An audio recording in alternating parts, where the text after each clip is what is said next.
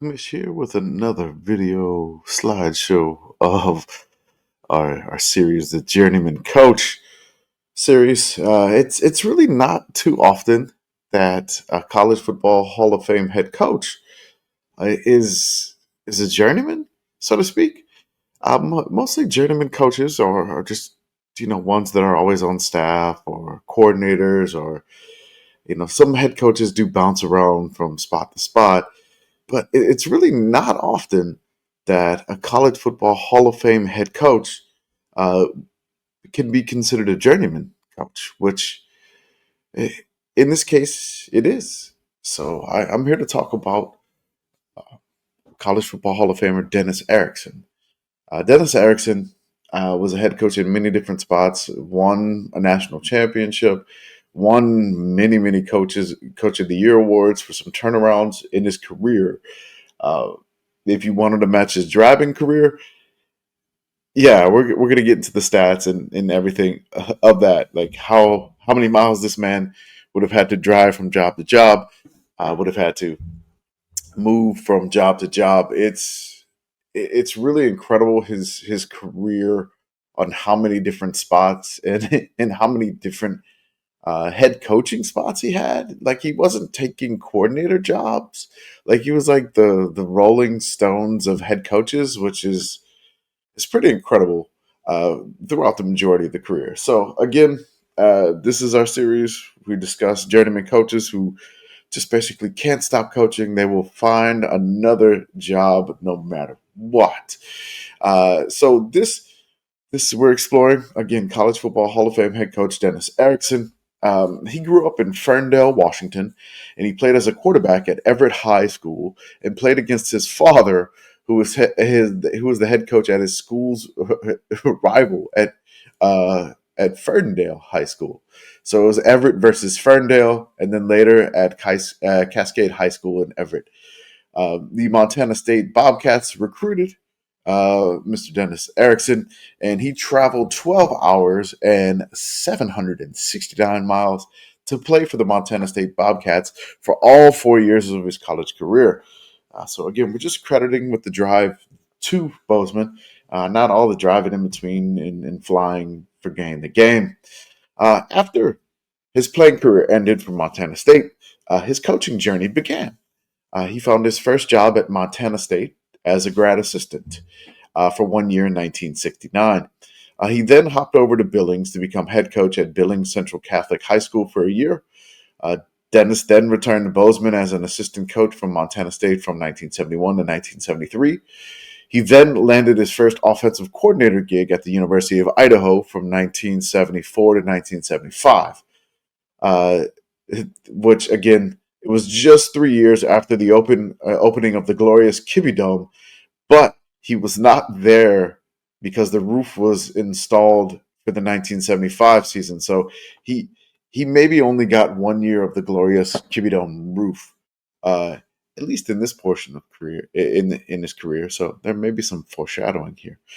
He then ventured to Fresno State as their offensive coordinator from 1976 to 1978.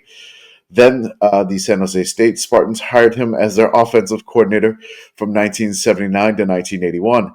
The Kibby Dome, roof intact now, came calling again, and he went back home to Idaho to become a head coach for the first time in 1982 for the Vandals.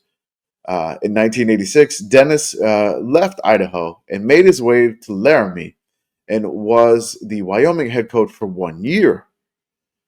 He allegedly left Wyoming without notice after the '86 season, and he basically went right back to his Idaho roots, but just 8 miles west to Washington State to become the head coach in Pullman in 1987.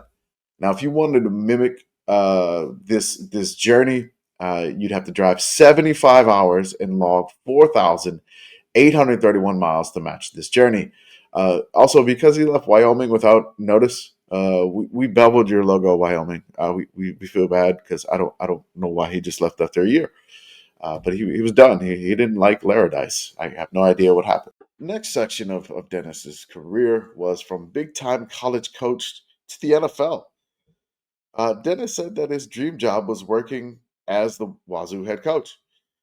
And in 1988, he led the Cougars to a 9-3 record and an Aloha Bowl win, which was Wazoo's first bowl win since the 1916 Rose Bowl. Yeah, that was a big gap between bowl wins. He also earned Pac-10 Coach of the Year. His success with Wazoo led him to the University of Miami after Jimmy Johnson left for the NFL. So Jimmy Johnson went to Dallas, and then Dennis Erickson wound up in Miami, all the way from Pullman, Washington, all the way to Coral Gables, Florida. What a journey. Dennis then led the Miami Hurricanes to national titles in 1989, 1991, and before departing for the NFL in 1995 by taking the Seattle Seahawks head coaching job. So again, he went from Pullman to Miami, and then he went from Miami back to Seattle. Wow. I'm just almost like the furthest possible point you could travel in the country. Dennis Erickson's like, yeah, I'll do it. I'm incredible. Uh, in 1998, the game came down to a blown call on a short touchdown run by Jets quarterback Vinny Testaverde, where he was ruled to have scored despite replay evidence clearly showing his forward progress had been stopped short of the goal line. This cost Seattle the game, and it cost Dennis Erickson his job. So, uh, this is kind of full circle. Like he left the Hurricanes, a former Hurricane, gets a call to go his way, and cost Dennis Erickson a job with the Seattle Seahawks. So we did bevel the old school Seahawks logo because that I saw that Vinny Testaverde was shorter to the goal line, and that wound up costing Dennis Erickson his job. Dennis then found himself back in the college coaching ranks at Oregon State in 1999. Um, at Oregon State, the Beavers found a resurgence to a 7-5 record in 1999, and then 11-1 in 2000 when the Beavers won a share of the Pac-10 title for the first time since 1964. Also in 2000, he won the Sporting News National Coach of the Year and Pac-10 Coach of the Year. That's the second time that he's done that. Oregon State and Wazoo, he's got Pac-10 Coach of the Year. Oregon State decimated Notre Dame in the 2001 Fiesta Bowl 41-9. After a down 2002 with the Beavers, the NFL came calling for Dennis again, and he took over the head coaching job at the San Francisco 49ers in 2003. Due to ownership issues and poor player management, Dennis's tenure appeared doomed from the start, and it ended in 2004, where he was fired from the 49ers. In this portion of the career, you'd have to drive 107 hours, 7,214 miles to match the journey, which, again, a trip from Pullman to Miami, Miami all the way back to Seattle, that's going to log some miles here for you because that's a journey. It's just too much. Just way too much. But Dennis Erickson did it. This happened. So the next chapter, after being fired, Dennis rested in 2005. Didn't take a job. But 2006, the allure of the Kibbie Dome was calling Dennis again. And he returned as the Vandals head coach, getting off to a 4-3 start, but finishing 4-8 on the season. After 10 months back in Idaho, Dennis then considered Arizona State and took over the Sun Devils head coaching job in 2007. So a 4-8 record at Idaho lands him the Arizona State head coaching job. Whatever, Arizona State. But basically, he left Idaho in the lurch again. In his first year with the Sun Devils in 2007, they went 10-2 and shared the Pac-10 title. Dennis earned his third Pac-10 Coach of the Year award, and he's the first to ever do it with three different Pac-10 schools. Pac-10, Pac-12, whatever it is. He's the first to ever do this. The rest of the Arizona State tenure did not go so well. And he was fired on November 28th in 2011. Arizona State allowed him to coach the bowl game where the Sun Devils were soundly beaten by Boise State in the Las Vegas Bowl. Uh, Dennis retired from coaching in 2011 after the Las Vegas Bowl. So he's done, right? That's his journey. Oh no, he's back. He became a volunteer assistant at South Albany High School in Albany, Oregon, for 2012. The collegiate retirement lasted a year, and in 2013, he was back with Utah as co-offensive coordinator and running backs coach. In 2014 to 2016, he became the assistant head coach for Utah. And then Erickson decided to retire after 47 years of coaching on December 30th, 2016. He was done. But guess who's back? Back again. Dennis is back. Erickson. I'm sorry, that's very bad. I just learned a whole bunch of dislikes on this video, and I apologize for that. So I deserved it. Um, but no, he returned to coaching. He returned to be the head coach of the Salt Lake City Stallions in the American Football Alliance, the AAF. The AAF's first season in 2019 didn't finish, and they went bankrupt and folded the league. So we won't likely get the Bevel anymore AAF logo. So we went ahead and did this one for the Salt Lake Stallions. Oh my God. So I mean, he came back. He's like, "Hey, I'm back. I'm going to coach again. I'm going to coach in the AAF as a head coach." I didn't even get a chance to finish the season. Amazing, love it. Uh,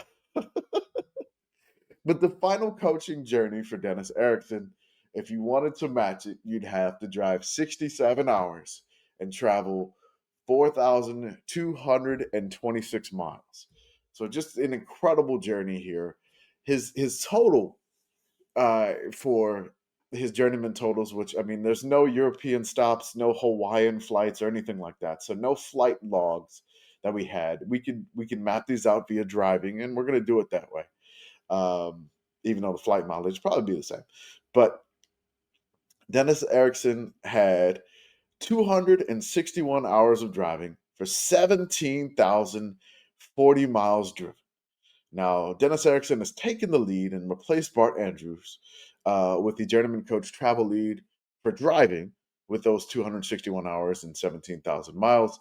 However, June Jones maintains the lead with most hours flying and most flight mileage, and most travel mileage overall with that 44,000 mark, because June Jones had the cheat code of flying from Hawaii to Canada multiple times for jobs. So uh, we definitely we definitely hope you like and subscribe the video. We're gonna keep doing these. These are pretty fun for me.